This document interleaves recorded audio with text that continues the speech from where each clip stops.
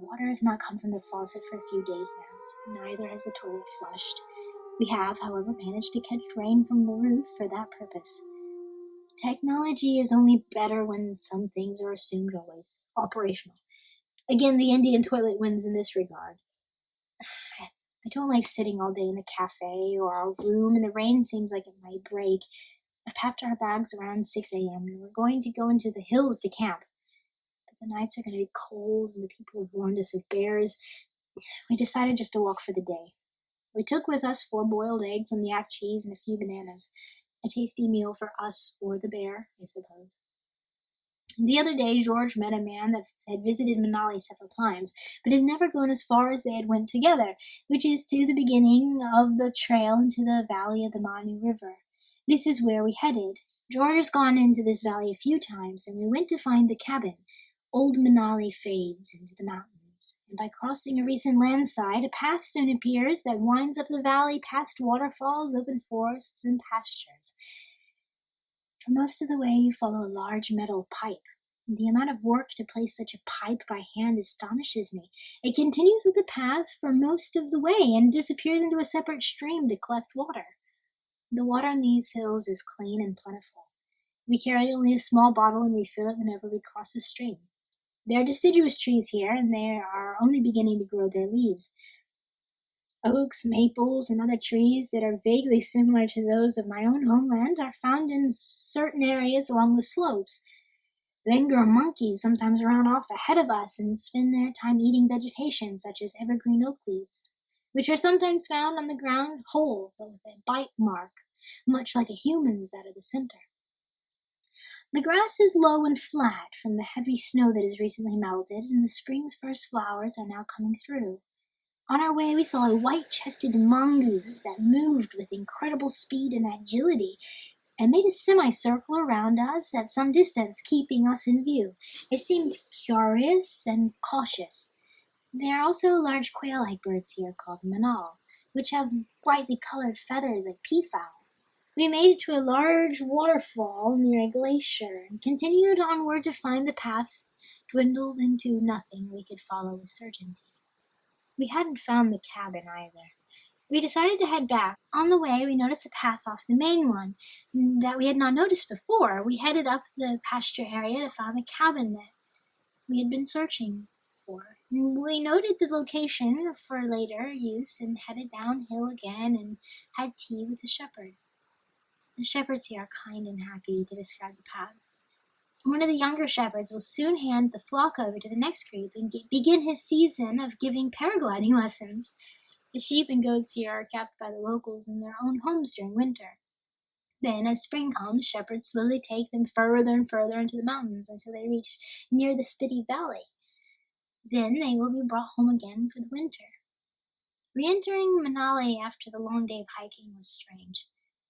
How suddenly the world around us changes. The forests in their lonely silence disappear quickly as concrete structures rise and people abound in noisy bustle. Don't bring the city into the jungle. When you do so, you defeat the purpose of both. Efficiency in number is the name of the city game. It works for what it is.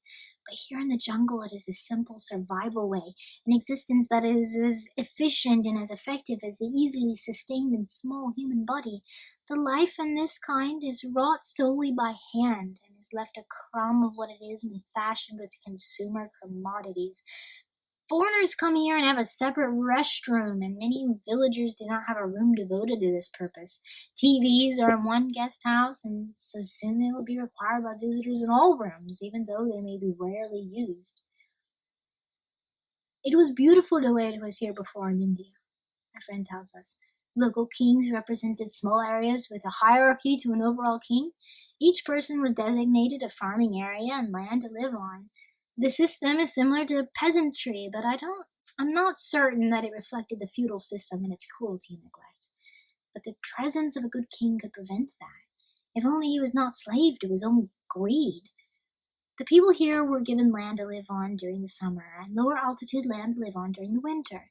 They sold the summer land to tourism and went from simple farmers to direct cash in hand estate holders. Now the Chars are worldwide recognized and bring them continuous cash in hand. Large apple farms in Shimla, etc., have hired Nepalese to live and work on the farms, and technology has greatly boosted crops. This increase in revenue has made it possible for the farm owners to send their children away for education. In small villages that do not have the means to capitalize on such things, children leave the farm to work in tourism. Sometimes they forfeit the assurance of food and a place to live as they leave the village and spend their lives trying by any means necessary to make the money in large cities. India is free in a way that there are not so many legal issues, my friend continued. The government, in essence, lets you go free and says, go and survive. Some survive and thrive by the exploitation of others, and this is compounded by the idea of caste systems within the culture of India. Our friend from Kerala has told us of his own mother, a Brahmin caste, which will not eat from a plate of food touched by another. There were two classes of untouchables from what I have gathered, one on the top and one on the bottom. People still will walk on the other side of the road as our friend because it is apparent that he is of the upper class. But Kerala has tried to put this behind them by removing their last names. A complete government upheaval and the installment of a communist party seems to be the cause of this change. Our friend boasts that Kerala children are all educated now, and the government does not have nearly the same amount of corruption as it had in the past. Even without the roads and the common standard of living that is so regarded in colonialism, India possesses the unique freedom and opportunity restricted by powerful and controlling governments. However, this can also result in the mistreatment of hundreds of thousands of people and the embezzlement of important government funding for such things as roads and welfare. That means, per capita, people struggle in poverty more often, freely earning whatever small wage is offered to them. Tourism is popular here because people will carry bottles of Coke up a mountain for just pennies pay per bottle. Others work all day building guest houses or picking apples or serving food for the sum of maybe $5 for 8 to 10 hours work. In my mind, most of the global market is reflected in this, as most big companies rely on a few overpopulated and underregulated areas of the world to gain profit by selling to richer markets somewhere else. Any Walmart, pharmacy, or clothing store is likely to employ this strategy to an ideal maximum. Humans are not born with an instruction manual. I've heard many parents complain. However, psychology has advanced and given us a very well-defined idea of what is going on, when, and why. A simple read through a sloppy, ad-filled website can give you a basic idea of why we shouldn't hit kids, why most people desire sexual affair after 7 years of monogamy, and why you can't sit still and relax when you have been told since childhood that some kind of career goal must be reached by 28. We must understand that there's an operating system here, and if we are to disentangle ourselves from the issues that we find ourselves in today, we have to understand that operating system. When people look at you here, they think, how do I get their money? Our friend told us. They know how to get the money, but do they know why they want it?